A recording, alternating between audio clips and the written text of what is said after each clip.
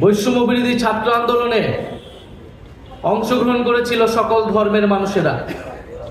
কারণ ফ্যাসিবাদ ক্ষতিগ্রস্ত করেছিল বাংলাদেশের সকল ধর্মের মানুষকে। আমরা বিগত আমলে দেখেছি যে হিন্দু সম্প্রদায়ের মানুষ, তাদের জমি দখল করা হয়েছে, তাদের বাড়ি ঘর আগুন লাগানো হয়েছে এবং একটা বিচারহীনতার সংস্কৃতি গত 16 বছর নয়, গত 50 বছর ধরেই এই দেশের সনাতন ধর্মাবলম্বী মানুষরা ভোগ করে আসছে, তার শিকার হয়ে আসছে এবং বিভিন্ন সময় তারা বিভিন্ন দাবি দাওয়া উত্থাপন করেছে। কিন্তু বাংলাদেশ রাষ্ট্রে যে ইনক্লুসিভনেস, অন্তর্ভুক্তির বিষয়টি তারা কখনোই পেয়ে আসেনি। আমরা বলেছি জুলাই গণ অভ্যুত্থানের মধ্য দিয়ে তরুণরা জেগে উঠেছে, ফলে তরুণদেরকে এই বাংলাদেশ পরিবর্তন করতে হবে, সেই দায়িত্ব আমাদের কাঁধে এসে পড়েছে। ফলে বাংলাদেশের গত 50 বছর ধরে যেই সমস্যা, গণতন্ত্রের সমস্যা, আমাদের সাম্প্রদায়িক সম্প্রীতি বিনষ্ট হওয়ার যে বিষয়গুলো রয়েছে, আমাদের নাগরিক অধিকার না পাওয়ার যে সমস্যা, সেই সকল সমস্যা দূর করে আমাদেরকে সামনের দিকে এগোতে হবে। আমরা মনে করি আমরা যখন রাষ্ট্র গঠন করি, রাষ্ট্রের দায়িত্বে যখন আমরা থাকব, তখন সকলকেই সমান নাগরিক, সহ নাগরিক হিসেবে আমাদেরকে ট্রিট করতে হবে। সমান নাগরিক মর্যাদা এবং সমান অধিকার আমাদেরকে নিশ্চিত করতে হবে।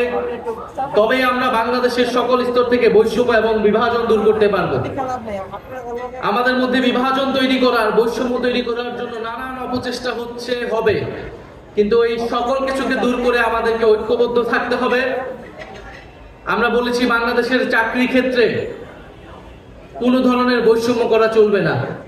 ধর্মের ভিত্তিতে হোক, অঞ্চলের ভিত্তিতে হোক, কোনো ধরনের পরিচয়ের ভিত্তিতে বৈষম্য করা যাবে না। মেধা এবং যোগ্যতার ভিত্তিতে সকলের চাকরি এবং কর্মসংস্থান নিশ্চিত করতে হবে।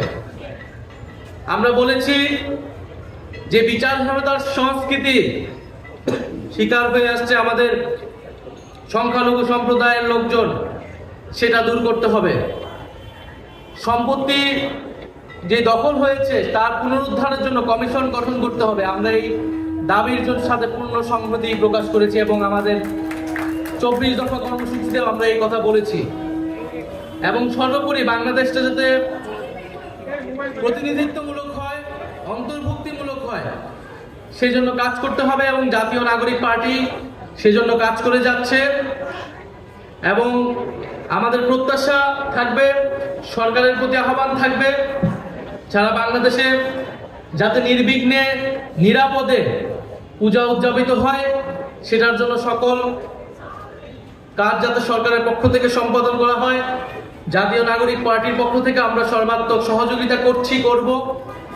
এবং বিভিন্ন জায়গায় আমরা যে ঘটনাগুলো শুনতে পাই, মন্দিরে হামলা বা প্রতিমা ভাঙচুরের, এগুলো যাতে চিহ্নিত করে কঠোর বিচারের আওতায় আনা হয়। সে যেই রাজনৈতিক পরিচয় হোক না কেন, যেই ধর্মের হোক না কেন, যারা এই ধরনের ঘটনার সাথে জড়িত, তারা সাম্প্রদায়িক সম্প্রীতি বিরোধী, তারা বাংলাদেশ বিরোধী। ফলে তাদেরকে কঠোর বিচারের আওতায় আনতে হবে।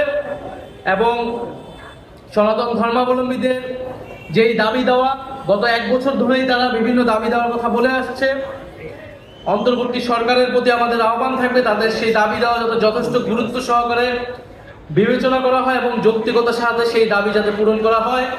এবং জাতীয় নাগরিক পার্টির পক্ষ থেকেও আমরা বাংলাদেশের সকল সম্প্রদায়ের জন্য, বিশেষত সনাতন ধর্মাবলম্বী মানুষদের যে দাবি দেওয়া রয়েছে, সেই দাবি দেওয়া নিয়ে আমরা কাজ করে যাব। আপনারা আমাদের প্রতি সেই আস্থা রাখবেন এবং আমরা সকলে মিলে আমাদের যেই আকাঙ্ক্ষিত, প্রত্যাশিত বৈষম্যহীন, গণতান্ত্রিক এবং অন্তর্ভুক্তিমূলক বাংলাদেশ আমরা গঠন করতে চাই। যে বাংলাদেশ গঠনের জন্যই 1971 সালে লক্ষ লক্ষ মানুষ জীবন দিয়েছিল, যুদ্ধে গিয়েছিল। যেই বাংলাদেশ গঠনের জন্য 2024 সালে গণ অভ্যুত্থানে আমরা সবাই মিলে অংশগ্রহণ করেছিলাম, আমাদের ভাই বোনেরা শহীদ হয়েছিল। আমরা আমাদের সেই ঐতিহাসিক লড়াইগুলোকে ধারণ করে আমরা সামনের বাংলাদেশ গঠন করব। আমরা নতুন সংবিধানের কথা বলছি, গণপরিষদ নির্বাচনের কথা বলছি, কারণ আমরা মনে করি আমাদের সংবিধানে সকল সম্প্রদায়, সকল নাগরিকের যে মানবাধিকার, নাগরিক অধিকার এবং সমান মর্যাদা সেটি নিশ্চিত করা হয় নাই। ফলে আমাদের যে সামনের নতুন সংবিধান, সেই সংবিধানে সকলের সমান মর্যাদা, সমান অধিকার নিশ্চিতের মাধ্যমেই আমরা অন্তর্ভুক্তিমূলক বাংলাদেশ গঠন করব, আমরা দায় ও দরদের বাংলাদেশ গঠন করব। সকলকে আবারও জাতীয় নাগরিক পার্টির পক্ষ থেকে সার্বজনীন দুর্গা উৎসবের শুভেচ্ছা জানাচ্ছি। ধন্যবাদ।